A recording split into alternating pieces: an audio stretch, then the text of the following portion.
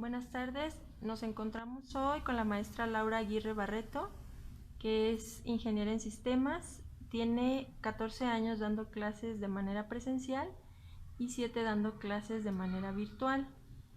La primera pregunta que le vamos a hacer es, ¿qué papel juegan las nuevas tecnologías en su labor diaria? Bueno, las materias que yo imparto son todas prácticas. Yo imparto materias de ofimática y de diseño, entonces yo uso las tecnologías a diario y no nada más computadoras, sino también diferentes medios como son iPads, iPods, porque hacemos aplicaciones para ellas y además para la solución de problemas e integración de información utilizamos otros medios como lo son videos, y, y otros recursos.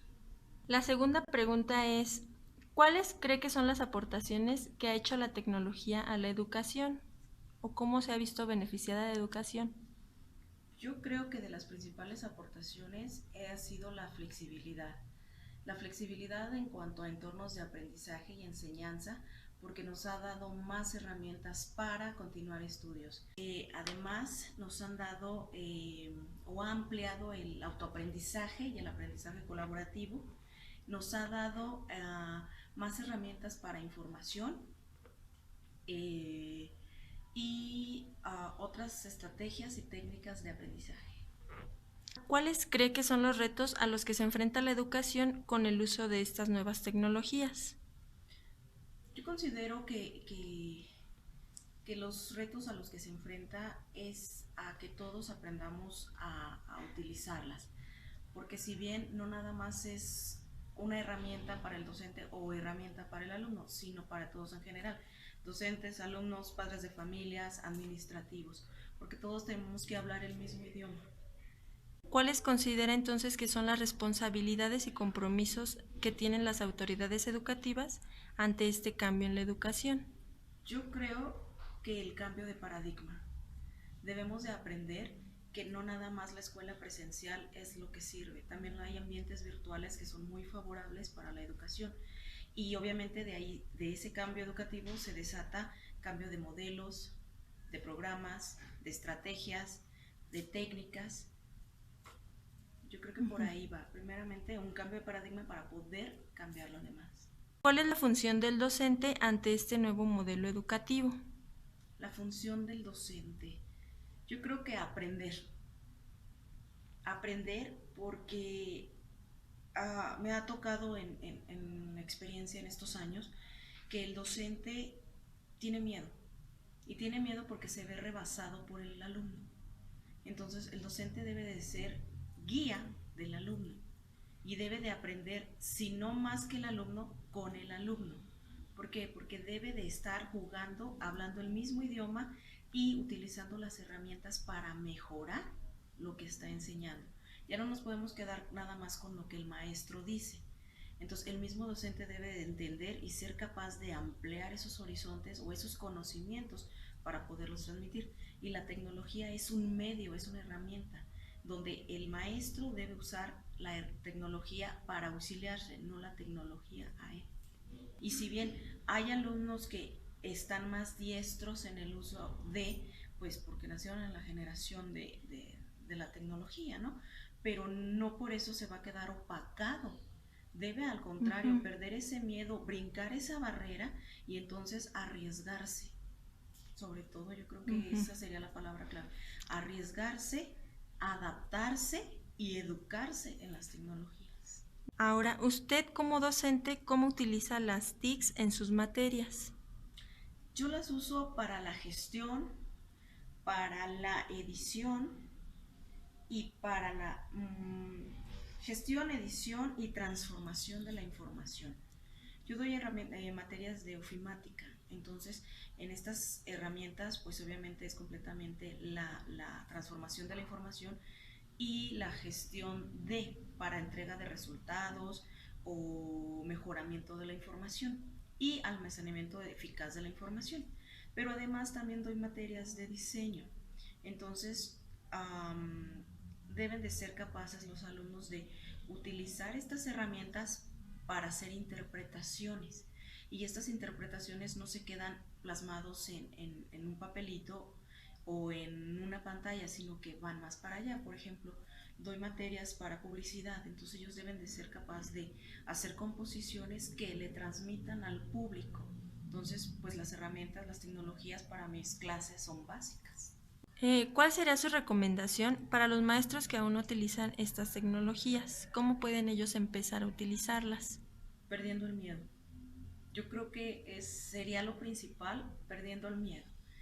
Entender que vamos a hacer uso de ellas, que vamos a empezar a experimentar, que no piense que la tecnología va a hacer todo por él, ¿sí? Sino que es un medio, no es el medio. Sobre todo esa sería la importancia, que le pierda el miedo, que empiece a explorarlas y que empiece a virtualizarse.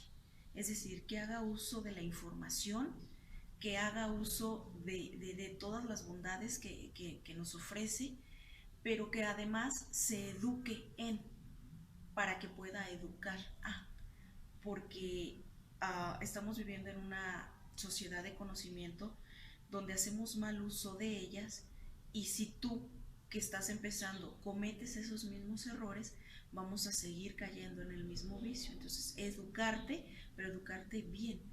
Piérdele el miedo, pero edúcate. ¿Qué diferencias puede observar usted en los alumnos que utilizan las nuevas tecnologías y los que no las utilizan? Bueno, yo creo que hay como todo ventajas y desventajas, ¿no? Pero de las principales ventajas que veo entre un estudiante que las usa y uno que no, sobre todo es mayor seguridad, mayor habilidad. Si bien hay alumnos que le tienen mucho miedo y les provoca inseguridad que les pongas una computadora enfrente, no se sienten seguros, y al no sentirse ellos seguros no hacen bien las cosas. Entonces, hay alumnos que tengo que no son muy diestros, pero que tienen cierta habilidad o no le tienen miedo a la tecnología y son capaces de transformar porque son autodidactas. Entonces le pican, le mueven y encuentran soluciones. Y eso es algo muy bueno que nos ha dado la tecnología. En cambio, un chamaco que no hace uso de ellas no innova, entonces no interactúa y por lo tanto no crea. ¿Qué aprendizajes ha tenido de los alumnos virtuales o los que tiene de manera semipresencial? Me ha dado mucha satisfacción y sobre todo y orgullo de ver cómo son capaces de ir más allá de lo que incluso los recursos que les pudiéramos dar. ¿Por qué? Porque están solitos aprendizaje, o sea, no solos porque el docente o el facilitador los acompaña en el proceso, pero si bien les toca a ellos descubrir más allá de lo que les pudiera quedar en una primera impresión, se vuelven autodidactas y por lo mismo se arriesgan a querer aprender más y más y más. Para mí ha sido siempre un orgullo terminar un grupo y que me diga un alumno, empecé sabiendo nada, y notarlo ahora cómo termina con una seguridad de aprendí esto.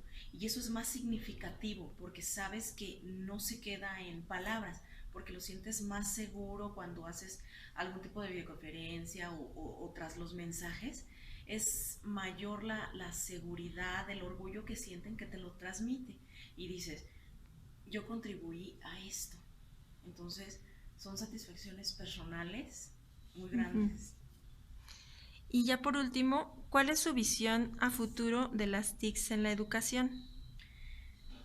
Visión a futuro, yo creo que la principal visión que tengo es que nos eduquemos en una sociedad del conocimiento, que no nada más las usemos para cumplir o medio cumplir o para facilitarnos la vida, sino que realmente nos deje aprendizaje y en esta sociedad donde vivimos una inmediatez, que no nada más sean un medio, sino que nos eduquemos en el uso de y que fomentemos ese buen uso de las tecnologías, que sigamos creciendo en este mundo globalizado en todos los ámbitos ya lo hacemos ahora con la educación virtual, pero que sigamos creciendo en todos los ámbitos para que lo que estamos aprendiendo lo podamos aplicar en todos los ámbitos y que las tecnologías,